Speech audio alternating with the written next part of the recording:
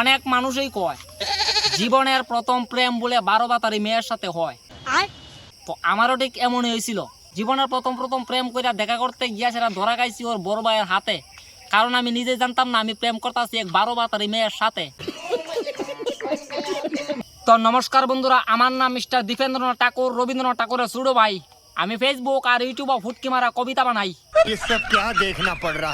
আমার গার্লফ্রেন্ডের নাম হলো সবিতা। আজকে আমি তোমরা শোনাবো 12 বাতারি মেয়েদের কবিতা। নমস্কার বন্ধুরা, সবাই কেমন আছো ভাই?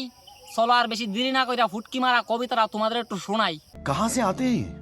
আমার কথা হই না, আবার তোমরা অনেকে কইতে পারো ফুলাটা কি জানি উল্টা ফুলটা কয়। তারপরে আমি তোমরা কয়ে দিম 12 বাতারি মেয়ে কারে কয়।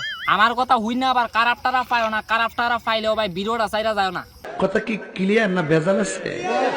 12 বাতারি মেয়ের 1 নম্বর লক্ষণ, নিচের দিকে ছায়া ছায়া রাস্তা দিয়ে হাঁটবো, আবার হাঁটতে হাঁটতে সাইডের দিক দিয়ে উল্টায় ফাল্টায় দেখবো। ফুলা দেখলে ফকার থেকে মোবাইলটা বাইর করে মোবাইলের দিকে দেখবো। ফুলা দেখলে মুখের দিকে ছায়া ছায়া মুস্কি মুস্কি হাসবো। আমি কি কাউকে গালি দিয়েছি? কথায় আছে মানছে কয় জীবনে কুত্তার পাল্লায় ফইরো ভাই মায়ের পাল্লায় না। আর জীবনের প্রথম প্রেম বলে বেশি দিন থাকে না।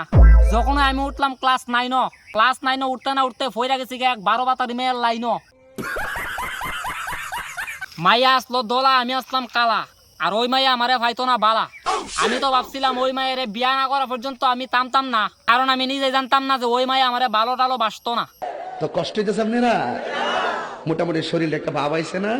একদিন ওই 12 বাতারি মেয়ে আর আমি গেলাম এক 5 স্টার হোটেল। গিয়া সেটা অর্ডার দিলাম বুগনি আলু আর পরোটা। তখন রাত্রি বাজে 12টা।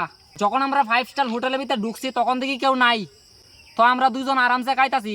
হঠাৎ করে কইতে দেখি আয়া বই রয়েছে ওর বড় ভাই আবার পরে ডরা সেটা গার্লফ্রেন্ড গেছে উত্তর দিকে, আমি গেছি দক্ষিণ দিকে যাইতে যাইতে পাইছি একটা গাড়ি থেকে উঠটা সেটা দৌড় মেরে গেছি আমার নিজের বাড়ি। এরপরে দুঃখের কথা কি আর কমুরে ভাই, 3 থেকে 4 মাস গেল মায়ার ভাত্তা নাই। 4-5 মাস পরে একদিন হঠাৎ করে আমি যাইতাছি আমার গার্লফ্রেন্ডের বাড়ির নিচে দিয়া। হঠাৎ করে চায়ের দিকে আমার গার্লফ্রেন্ড যাইতেছে আরেক বেটার বাইক দিয়া। এই কাণ্ড দিকে আমি 10 টাকা দা বাড়িতে গেলাম।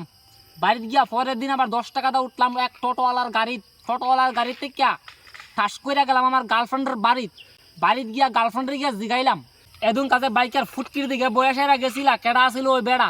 গার্লফ্রেন্ড উঠতে পারে কয় আমারে এই কথা উই না তুই কিতা করতে, তুই আবার কেডা? আমি কইলাম আমি তোমার বয়ফ্রেন্ড, তুমি আমার গার্লফ্রেন্ড। মেয়ে উঠতে আমারে কয় ফার্ম দিস না। মেয়ে নি পারে, মেয়ে উঠতে সেটা কয় ইতিহাস সাক্ষী আছে রে ভাই, কালা ফুলা ফানের কপালে গার্লফ্রেন্ড নাই। তখন আমি ভাবলাম আমি তো হইলাম রাজা, তুমি তো গেলা রানী। মাইজে দিয়ে আইলো এক সুত মারানি আর এমনি শেষ হয়ে গেল আমার মিষ্টি প্রেমের কাহিনী।